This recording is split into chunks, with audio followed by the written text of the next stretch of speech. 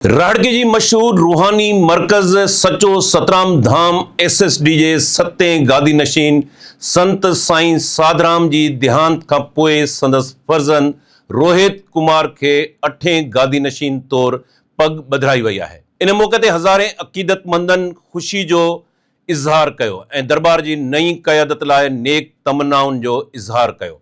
पर इन अहम मौक़े सां गॾु हिकु अहम सवाल बि जनम वरितो आहे। छा अॼु जे दौर में कंहिं रूहानी गादी जी अज़मत सिर्फ़ गादी नशीनी ऐं मोरूसी जाननशीनी में आहे या पोइ इंसानियत जी ख़िदमत, तालीम, सेहत ऐं समाजी भलाई जे उन्हनि रवायतुनि खे अॻिते वधाइण में आहे जेके संत सतराम दास ऐं भगत कंवरराम जहिड़नि शेवादारनि जी सुञाणप रहियूं आहिनि। छा नओं गादी नशीन उन तारीख़ी वरसे खे रुगो संभालींदो या उनखे नए दौर जे घुर्जुनि मुताबिक़ वधीक वसी कंदो? इहो सवाल रुगो राड़की जी दरबार जो न पर सिंध जी समूरी समाजी ऐं रूहानी रवायत जो सवाल आहे। सिंध जी समाजी तारीख़ ते नज़र विझण सां हिकु दिलचस्प हक़ीक़त साम्हूं अचे थी। हिन धरती ते केतिरा ई अहिड़ा माण्हू पैदा थिया जिन पंहिंजे नाले सां महल, जागीरूं या ख़ानदानी सल्तनतूं न जोड़ियूं, पर स्कूल, इस्पतालूं, लाइब्रेरियूं, यूनिवर्सिटियूं, आश्रम ऐं फिलाई इदारा क़ाइमु कया। अॼु बि उन्हनि जा नाला इन करे ज़िंदा आहिनि जो उन्हनि इंसानियत जी ख़िदमत खे इबादत सम्झो। विरहाङे खां अॻु वारी सिंध में कराची, हैदराबाद, शिकारपुर, सखर ऐं ॿियनि शहरनि में सिंधी हिंदुनि, पारसियुनि, ईसाइनि ऐं मुस्लमाननि गॾिजी अहिड़ो समाजी ढांचो जोड़ियो जंहिंजा फ़ाइदा अॼु बि लखे माण्हू माणे रहिया आहिनि। सिंध जी फिलाही रवायत जे हवाले सां अहिड़ा खोड़ नाला आहिनि जिन मां हिकु वॾो नालो दीवान ॾियाराम गिदूमल जो नालो आहे, जंहिंजो नालो सिंध जे जदीद तालीम जी तारीख़ में सुनहरी अखरनि सां लिखियलु आहे। औरतुनि जी तालीम, समाजी सुधारनि ऐं ग़रीब शागिर्दनि जी मदद लाइ संदसि ख़िदमतूं अॼु बि यादि कयूं वञनि थियूं। DJ Sindh government science college जहिड़ो इदारो उन सोच जो नतीजो हो जंहिंजो मक़सदु इल्म खे आम करणु हो। साधु हीरानंद कोढ़ जे मरीज़नि जी ख़िदमत खे पंहिंजो मिशन बणायो। हीरानंद लेप्रोसी इस्पताल रुगो हिकु इमारत न पर इंसानी हमदर्दी जो निशान बणिजी वई। शिकारपुर जे राय बहादुर ओधाराम ताराचंद शिकारपुर में जदीद तिबी सहूलतुनि वारे इदारे जो बुनियादु विधो। इस्पतालूं ऐं फलाही मंसूबा संदसि यादगार बणिया। पारसी बिरादरी मां जमशेद निसरवान जी महता जदीद कराची जो मुइमार सॾियो वियो। हिन शहर खे रुगो इमारतूं न पर शहरी शऊर ॾिनो। रोड, पार्क, स्कूल, इस्पतालूं ऐं सफ़ाई जो जदीद निज़ाम संदसि ख्वाब हुआ। ईसाई बिरादरी मां डॉक्टर रुतफाओ पंहिंजी ज़िंदगी कोढ़ जे मरीज़नि लाइ वक़्फ़ करे छॾी। मज़हब, नस्ल ऐं क़ौमियत खां मथां थी हिन इंसानियत जी ख़िदमत कई। मुस्लमान समाज मां अब्दुल सत्तार ईदी उहो मिसाल क़ाइमु कयो जेको शायदि दुनिया में घटि ॾिसण में अचे। एम्बुलेंस, यतीम खाना, लावारिस ॿारनि ऐं औरतुनि जी सार संभाल ज़रिए हिन साबित कयो त इंसानियती सभ खां वॾो मज़हब आहे। मदर टेरेसा जो नालो बि इंसानियत जी भलाई वारनि कमनि में तारीख़ में रक़म थी चुको आहे। मुस्लमान समाज में हसन अली आफंदी जो नालो बि सुनहरी अखरनि सां लिखियो वेंदो, जंहिं कराची में सिंध मदरसतुल इस्लाम नाले हिकिड़ो शानदार इदारो क़ाइमु कयो। अहिड़े तरीक़े सां हैदराबाद में नूर मोहम्मद हाई स्कूल जेको आहे क़ाइमु थियो ऐं उन्हनि शख़्सियतुनि जा नाला बि तारीख़ में सुनहरी अखरनि सां लिखिया वेंदा। सिंध ऐं बरे सग़ीर जी रूहानी तारीख़ ॿुधाए थी त वॾियूं गादियूं असल में शेवा ऐं ख़िदमत जा मरकज़ हूंदियूं हुयूं। शाह लतीफ़ जे तक़ीअ खां वठी सचल सरमस्त, बाबा फरीद गंज शकर, लाल शहबाज़ कलंदर ऐं गुरु नानक ताईं सभिनी इंसान दोस्ती, बराबरी ऐं ख़िदमत जो दर्स ॾिनो। गुरु नानक जॾहिं पंहिंजे जाननशीन जो इंतिख़ाब कयो त पंहिंजे पुटनि बदिरां भाई लोणे खे चूंडियो, जेको बाद में गुरु अंगदेव सॾियो वियो।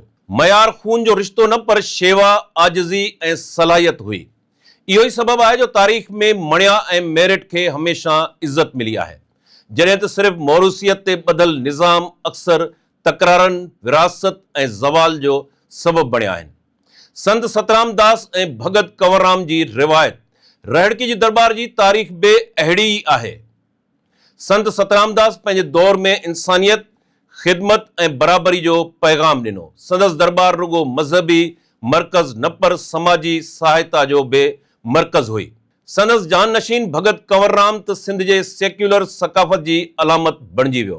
जरवार जे हिन दरवेश वटि न माल जी लालच हुई न इक़्तिदार जी ख़्वाहिश। हू भक्ति उॻाईंदो हो, माण्हू खेसि नज़रानो ॾींदा हुआ, पर हू उहो पाण वटि रखण बदिरां मुस्लमाननि, हिंदुनि, ग़रीबनि, मिसकीननि ऐं ज़रूरतमंदनि में विरहाए छॾींदो हो। इन करे अॼु बि भगत कंवरराम खे गादी नशीन खां वधीक शेवादारी संत तौरु यादि कयो वञे थो। सवाल गादी जो न, मक़सद जो आहे। अॼु रहड़की जी मशहूर दरबार सचो सतराम धाम जी सतें गादी नशीन साईं साधराम जे परलोक पधारे वञण खां पोइ संदसि फर्ज़ंद रोहित कुमार खे 8हें गादी नशीन तौरु पग ॿधाई वई आहे। हीउ फ़ैसिलो पंहिंजी जाइ ते दरबार जो अंदरूनी मामिलो आहे, पर हिकु वॾो समाजी सवाल बि जन्म वठे थो। छा अॼु जे दौर में रूहानी क़यादत जो मक़सदु सिर्फ़ गादी संभालणु आहे, या पोइ गादी खे समाजी तब्दीली, तालीम, सिहत ऐं इंसानियत जी ख़िदमत जो ज़रियो बणाइण बि उनजी ज़िम्मेवारी आहे। दुनिया में केतिरनि रूहानी मर्कज़नि पंहिंजे असर रसूख़ खे समाजी तरक़ी लाइ इस्तेमालु कयो। आगा खान डेवलपमेंट नेटवर्क यूनिवर्सिटियूं, इस्पतालूं, स्कूल, रूरल डेवलपमेंट प्रोग्राम ऐं सकाफ़ती इदारा क़ाइमु कया।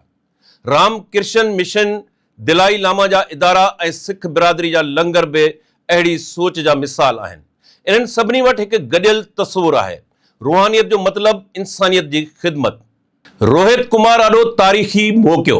हाणे असल सवाल इहो आहे त छा सचो सतराम धाम जो नओं गादी नशीन रोहित कुमार पाण खे सिर्फ़ गादी नशीन तौरु पेश कंदो, या शेवादारी संत जी रवायत खे ॿीहर ज़िंदा कंदो? छा रहड़की ऐं ॾहरकी जे विच में कंहिं वॾे जदीद तालीमी इदारे जो बुनियादु रखियो वेंदो?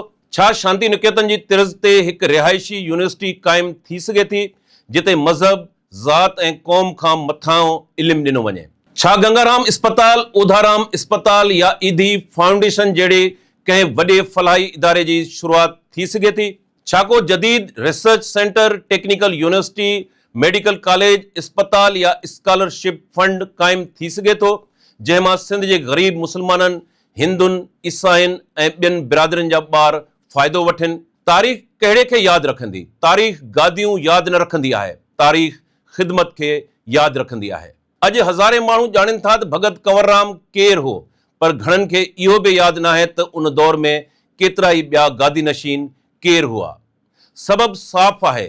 भगत कंवरराम शेवा कई, ईदी शेवा कई, रुतफ़ाओ शेवा कई, ॾियाराम गिदूमल शेवा कई, जमशेद मेहता शेवा कई। इन्हनि माण्हुनि जा नाला इमारतुनि ते न, माण्हुनि जी दिलुनि ते लिखियल आहिनि। शायदि अॼु रहड़की जी दरबार बि पंहिंजी तारीख़ जे अहिड़े ई मोड़ ते बीठी आहे। फ़ैसिलो सिर्फ़ु इहो न आहे त गादी ते केरु वेठो आहे,